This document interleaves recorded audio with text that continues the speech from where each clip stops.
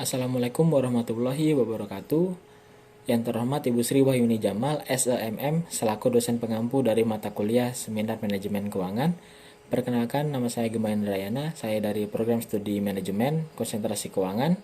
Saya akan mempresentasikan proposal saya yang berjudul Analisis Rasio Keuangan terhadap pertumbuhan laba pada perusahaan makanan dan minuman yang terdaftar di Bursa Efek Indonesia. Adapun poin-poin penting dari penelitian kali ini, yaitu yang pertama ada pendahuluan, yang kedua ada tinjauan pustaka, dan yang ketiga ada metode penelitian. Baik, kita langsung saja pada bagian pertama, pendahuluan latar belakang. Perusahaan menggunakan kinerja keuangan untuk mengukur keberhasilan yang telah dicapai. Kinerja keuangan membantu perusahaan untuk mengevaluasi kekuatan, kelemahan, dan juga pengambilan keputusan keuangan perusahaan. Kinerja keuangan yang baik menunjukkan perusahaan dapat bekerja dengan efektif dan efisien. Setiap perusahaan mengetahui hasil kinerjanya melalui laporan keuangan. Laporan keuangan sangat bermanfaat bagi berbagai pihak. Yang pertama seperti pemilik perusahaan, manajemen, investor, dan juga kreditur untuk mengambil keputusan. Laporan keuangan juga dapat digunakan sebagai tolak ukur keberhasilan perusahaan dan juga membantu perusahaan untuk membuat rencana dan meramalkan posisi keuangan di masa yang akan datang. Kemudian setiap perusahaan pasti mengharapkan kenaikan laba di setiap periode waktu. Namun terkadang pada praktiknya laba mengalami penurunan. Oleh karena itu diperlukannya analisis laporan keuangan untuk menganalisis, mengestimasi laba, dan juga mengambil keputusan atas pertumbuhan laba yang akan dicapai. Perusahaan yang digunakan dalam penelitian kali ini adalah perusahaan makanan dan minuman yang terdaftar di Bursa Efek Indonesia, karena industri ini bergerak di bidang kebutuhan pokok. Rumusan masalah dalam penelitian kali ini yang pertama adalah untuk menguji apakah kurang rasio berpengaruh terhadap pertumbuhan laba. Yang kedua adalah untuk menguji apakah debt to asset ratio berpengaruh terhadap pertumbuhan laba. Yang ketiga adalah untuk menguji apakah total asset turnover ratio berpengaruh terhadap pertumbuhan laba. Yang keempat, untuk menguji apakah net profit margin ratio berpengaruh terhadap pertumbuhan laba. Yang kelima, untuk menguji apakah core ratio, debt to asset ratio, total asset turnover ratio, dan net profit margin ratio secara simultan berpengaruh terhadap pertumbuhan laba pada perusahaan makanan dan minuman yang terdaftar di Bursa Efek Indonesia. Kemudian tujuan dari penelitian kali ini yaitu yang pertama untuk menguji pengaruh core ratio terhadap pertumbuhan laba. Yang kedua untuk menguji pengaruh debt to asset ratio terhadap pertumbuhan laba. Yang ketiga adalah untuk menguji pengaruh total asset turnover ratio terhadap pertumbuhan laba. Yang keempat untuk menguji pengaruh net profit margin ratio terhadap pertumbuhan laba. Yang kelima adalah untuk menguji pengaruh current ratio, debt to asset ratio, total asset turnover ratio, dan net profit margin ratio secara simultan terhadap perubahan pertumbuhan laba pada perusahaan makanan dan minuman yang terdaftar di Bursa Efek Indonesia. Landasan teori yang digunakan kali ini yaitu adalah laba yang dikemukakan oleh Ghazali pada tahun 2013, yaitu bahwa laba adalah kenaikan manfaat ekonomi selama suatu periode akuntansi dalam bentuk pemasukan atau penambahan aktiva atau penurunan kewajiban yang mengakibatkan kenaikan ekuitas yang tidak berasal dari kontribusi penanam modal. Laba memiliki beberapa karakteristik, yaitu yang pertama, laba didasarkan pada transaksi aktual, terutama yang berasal dari penjualan barang dan jasa. Yang kedua ada laba didasarkan pada postulat periodisasi dan mengacu pada kinerja perusahaan selama satu periode tertentu. Yang ketiga adalah laba didasarkan pada prinsip pendapatan yang memerlukan pemahaman khusus tentang definisi, pengukuran, dan pengakuan pendapatan. Yang kedua ada teori dari pertumbuhan laba yang dikemukakan oleh Harhab pada tahun 2011, menyatakan bahwa pertumbuhan laba adalah rasio yang menunjukkan kemampuan perusahaan meningkatkan laba bersih dibanding tahun sebelumnya. Pertumbuhan laba merupakan selisih laba bersih tahun lalu dengan laba bersih tahun sebelumnya. Laba bersih tahun tertentu dengan laba bersih tahun sebelumnya dibagi dengan laba bersih tahun sebelumnya. Perusahaan dengan laba bertumbuh akan memiliki jumlah aktiva yang besar sehingga memberi peluang lebih besar dalam menghasilkan profitabilitasnya. Yang ketiga ada teori dari laporan keuangan yang dikemukakan oleh Rianto pada tahun 2013. Laporan keuangan memberikan ikhtisar mengenai keadaan finansial suatu perusahaan, di mana neraca mencerminkan nilai aktiva, hutang, dan modal sendiri pada suatu waktu tertentu. Dan laporan laba rugi mencerminkan hasil-hasil yang dicapai selama suatu periode tertentu, biasanya meliputi periode tahun. Laporan keuangan terdiri dari neraca, laporan laba rugi, dan laporan arus kas. Kemudian teori yang keempat ada analisis rasio keuangan yang dikemukakan oleh Prastowo dan Juliati pada tahun 2010 yang menyatakan bahwa analisis laporan keuangan merupakan suatu proses yang penuh pertimbangan dalam rangka membantu mengevaluasi posisi keuangan dan hasil operasi perusahaan pada masa sekarang dan masa lalu, dengan tujuan utama untuk menentukan estimasi dan prediksi yang paling mungkin mengenai kondisi dan kinerja perusahaan pada masa mendatang. Yang kelima ada teori analisis rasio keuangan dari Keown dan kawan-kawan pada tahun 2011. Rasio keuangan adalah penulisan ulang data akuntansi ke dalam bentuk perbandingan dalam rangka mengidentifikasi kekuatan dan kelemahan keuangan perusahaan. Analisis rasio keuangan pada dasarnya dilakukan dengan dua macam cara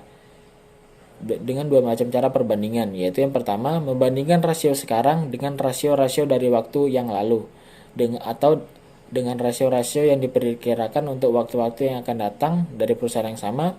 Yang kedua adalah membandingkan rasio-rasio dari perusahaan dengan rasio-rasio semacam dari perusahaan lain yang sejenis atau seindustri.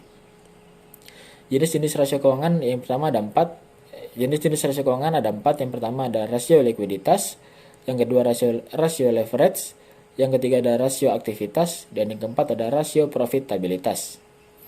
Kemudian ada peneliti terdahulu dengan nama penelitinya Rizky pada tahun 2014 dengan judul penelitiannya Pengaruh Rasio Keuangan dalam Memprediksi Perubahan Laba pada Perusahaan Manufaktur yang terdaftar di Bursa Efek Indonesia, yang menunjukkan bahwa dari penelitiannya current ratio dan debt to asset ratio menunjukkan pengaruh signifikan positif terhadap pertumbuhan laba. Yang kedua ada penelitian dari Rohayu dan kawan-kawan pada tahun 2004 dengan judul penelitian analisis rasio keuangan dalam memprediksi pertumbuhan laba pada perusahaan kosmetik di Bursa Efek Indonesia, yang menyatakan bahwa current ratio dan debt to asset ratio tidak berpengaruh signifikan terhadap pertumbuhan laba. Yang ketiga ada penelitian dari Samsudin dan Prima Yuta pada tahun 2009 yang dengan judul penelitiannya itu pengaruh rasio keuangan dalam memprediksi perubahan laba pada perusahaan manufaktur, menunjukkan bahwa current ratio berpengaruh signifikan negatif terhadap pertumbuhan laba, total asset turnover berpengaruh signifikan positif terhadap pertumbuhan laba, dan net profit margin tidak berpengaruh signifikan terhadap pertumbuhan laba. Yang keempat ada penelitian dari Hapsari pada tahun 2007 dengan judul penelitian analisis rasio keuangan untuk memprediksi pertumbuhan laba pada perusahaan manufaktur yang terdaftar di Bursa Efek Jakarta, yang menunjukkan bahwa total asset turnover dan net profit margin ratio berpengaruh signifikan positif terhadap pertumbuhan laba. Yang kelima ada penelitian dari Gunawan dan Wahyuni pada tahun 2013 dengan judul penelitian pengaruh rasio keuangan terhadap pertumbuhan laba pada perusahaan perdagangan di Indonesia, menunjukkan bahwa current ratio dan debt to asset ratio tidak berpengaruh signifikan terhadap pertumbuhan laba, sedangkan total asset turnover berpengaruh signifikan positif terhadap pertumbuhan laba. Kemudian dari penelitian ini ada pula kerangka pikiran saya menggunakan 4 variabel independen dan 1 variabel dependen. Kemudian diketahui bahwa hipotesisnya yang pertama adalah hipotesis pertama adalah current ratio berpengaruh terhadap pertumbuhan laba pada perusahaan makanan dan minuman yang terdaftar di Bursa Efek Indonesia. Hipotesis kedua adalah debt to asset ratio berpengaruh terhadap pertumbuhan laba pada perusahaan makanan dan minuman yang terdaftar di Bursa Efek Indonesia.